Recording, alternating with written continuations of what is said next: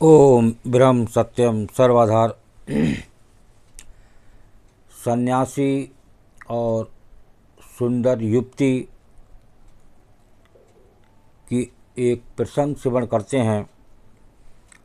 किस तरह की भावना लोगों की होती है, आज भावना को जाने। एक पहुँचे हुए महात्मा थे। एक दिन महात्मा जी ने सोचा उनके बाद भी धर्म सभा चलती रहे, इसलिए क्यों ना अपने एक शिष्य को इस विद्या में पारंगत किया जाए। हर कोई सोचता है कि मेरे ये संस्था चलती रहे, तो कोई ना कोई शिष्य की तलाश करता है। उन्होंने एक शिष्य को इसके लिए प्रशिक्षित किया। अब शिष्य प्रवचन करने लगा। जब महात्मा जी ने उसे सब कुछ सिखा दिया तो वो भी प्रवचन करने लगा। तो सभा में एक सुंदर युवती आने लगी। एक बहुत सुंदर युवती थी, वो सभा में आने लगी। वो उपदेश सुनने के साथ प्रार्थना, कीर्तन, नृत्य आदि समारोह में भी सहयोग देती। लोगों को उस युवती का युवक सन्यासी के प्रति लगाव खटकने लगा।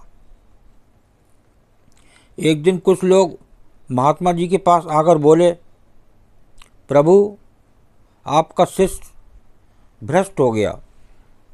तो महात्मा जी बोले, चलो हम स्वयं देखते हैं। महात्मा जी आए, सभा आरंभ हुई। युवा सन्यासी ने उपदेश शुरू किया। युवती भी आई, जो सुंदर युवती थी वो भी आ गई। उसने भी रोज की तरह सहयोग दिया। सभा के बाद महात्मा जी ने लोगों से पूछा, क्या युवक सन्यासी प्रतिदिन यही सब करता है और कुछ तो नहीं करता? लोगों ने कहा, बस यही सब करता है। तो महात्मा जी ने फिर पूछा, क्या उसने तुम्हें गलत रास्ते पर चलने का उपदेश दिया, तो कुछ अधार्मिक करने को कहा? सभी ने कहा नहीं। तो महात्मा जी बोले, तो फिर शिकायत क्या है? कुछ धीमे स्वर उभरे, इस युवती का इस सन्यासी के साथ मिलना जुलना अनैतिक है।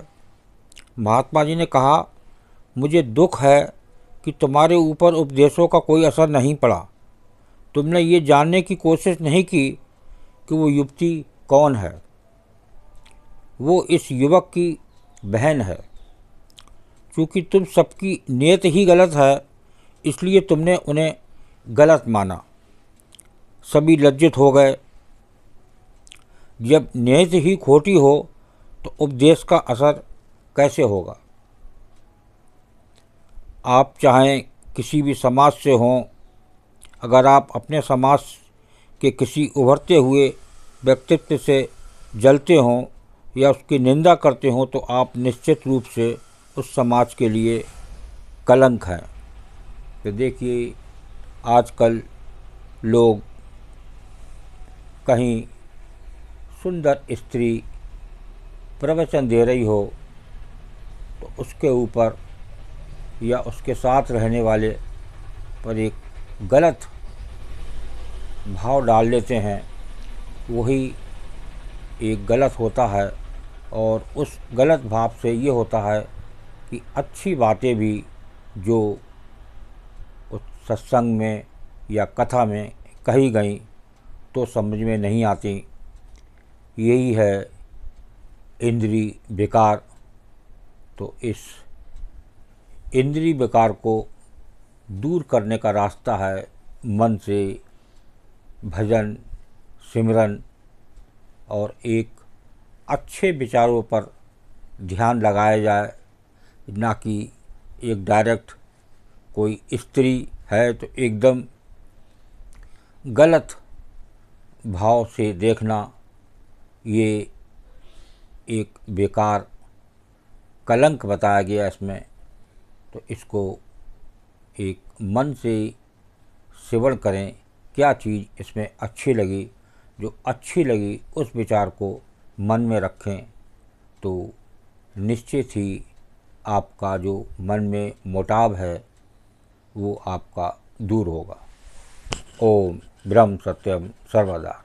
दास का प्रसंग अच्छा लगा हो तो ज़रूर शेयर करें, ताकि लोग अपने मन पर सही रूप से सोचें और मन में कोई गंदा विचार ना आने दें।